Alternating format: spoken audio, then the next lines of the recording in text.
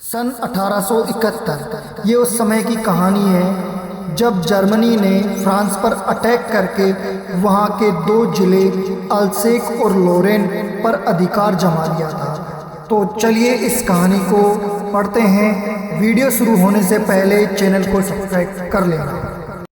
इस अध्याय में एम हेमल नामक अध्यापक के बारे में बताया गया है और साथ एक छोटे से बच्चे के बारे में। तो चलिए शुरू करते हैं द लास्ट लेसन चैप्टर। ये एक बच्चा होता है छोटा सा जो कि बहुत ही ज़्यादा कन्फ्यूज रहता है। इस बच्चे के बारे में ही कैसे वो बुक्स से दूर रहता है, इसी चीज़ को लेकर इस बच्चे के बारे में बताया गया है। इस बच्चे का नाम है लिटिल फ्रेंच, जो कि पढ़ाई से कोसों कोसों दूर रहता है। वो पढ़ाई को मानोगे ऐसा मानता है कि जैसे कोई बोझ हो। अध्यापक उसे डांटे तो ऐसा लगता है जैसे कि कोई उसका जो शत्रु दुश्मन जैसे कि उसको डांट रहा हो। वो बच्चा क्लास में रहता है लेकिन कभी भी उसका जो है पढ़ाई में मन नहीं लगता। वो हमेशा सोचता रहता, बाहर की चीज़ों के बारे में विचार विमर्श करता रहता। कभी कभी उसको लगता कि वह भी जो है स्कूल नहीं जाए, स्कूल से बाहर निकल कर जो है इधर उधर घूमे, ये करे वो करे। इन सारी चीज़ों के बारे में वो बच्चा सोचता रहता और अपना अधिकतर समय बाहर व्यतीत करता, जैसे पशु पक्षियों के घोंसले, उनके अंडों, उनके साथ में जो वो खेलता रहता। कभी उसने नहीं सोचा कि एक दिन सूर्य उदय होगा और उसे भी इन चीज़ों को बारे में मालूम होगा कि वो क्या कर रहा है क्या नहीं कर रहा है। एक दिन जब वह बच्चा स्कूल के लिए निकलता है, तो जब वह बीच रास्ते से होते हुए निकलता है तो उस दिन उससे पार्टिसिपल के नियम पूछे जाने थे, लेकिन इस बच्चे को बिल्कुल भी याद नहीं था। तो स्कूल के लिए निकल पड़ता है। रास्ते में जो है एक बुलेटिन बोर्ड था, उस पर कुछ लिखा हुआ था, लेकिन इसको समझ में नहीं आ रहा था कि वहाँ पे जो है क्या लिखा हुआ था। लेकिन वो बच्चा जो है वहाँ से जो है उसको देखते हुए फिर वो आगे निकल जाता है, क्योंकि तब तक वहाँ उसको कुछ समझ में नहीं आया, क्योंकि उस समय जो है वहाँ पे जर्मनी की सेना जो है आ रखी थी।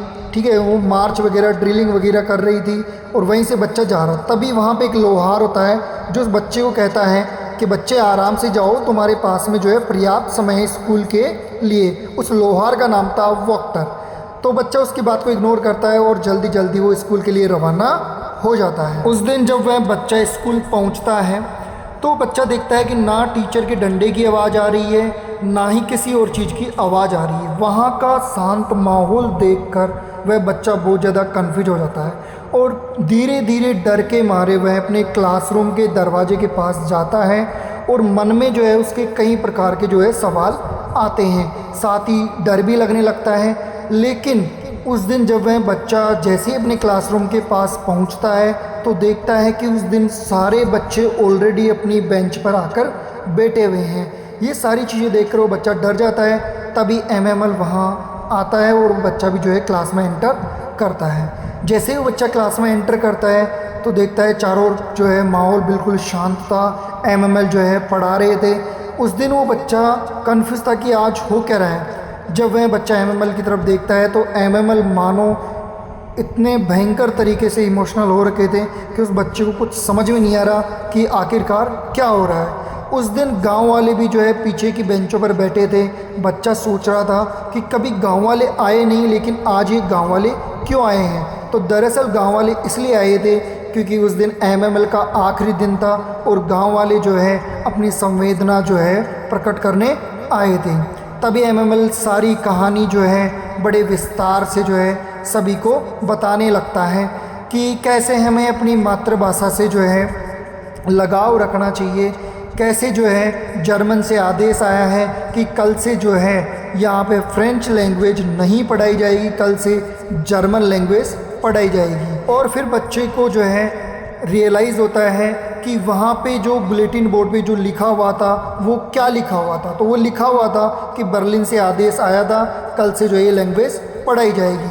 फिर बच्चे को अनुभव हुआ, फील हुआ और फिर बच्चे को जो है अपने बीते हुए दिन याद आए, कैसे उसने जो है इतना सारा समय व्यर्थ कर दिया था। अब उसको सारी चीज़ें समझ में आने लग गई, सारे पुराने दिन याद आने लग गए कि आखिर अगर वो उस समय ये चहलकदमी ना कर कर यदि पढ़ाई में ध्यान दिया होता तो वो कम से कम अपनी मातृभाषा सीख पाता। लेकिन वो सर के डंडे को, इन सब को जो है उस समय तो बुरा मानता था, लेकिन अब उसको समझ में आया कि ये अध्यापक और ये जो गांव वाले पीछे बैठे हैं वो आज क्यों आए हैं। तो आखिरकार उस बच्चे को सारी चीज़ें समझ में आ गई।